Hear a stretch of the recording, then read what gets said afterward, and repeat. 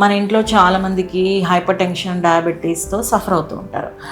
This is doctor Bhati, consultant neuro physician, Akkipalem, Vizag. చాలామంది patients diabetes ఉన్న వాళ్ళు డయేరియా ఉన్నప్పుడు కానీ, సివియర్ వామిటింగ్స్ ఉన్నప్పుడు కానీ, ఫాస్టింగ్స్ అప్పుడు కానీ నేను షుగర్, డయాబెటీస్, మళ్ళీ అక్కడ డయాబెటీస్ పెరిగిపోద్ది అని భయంతో షుగర్ టాబ్లెట్స్ వేసుకుంటారు.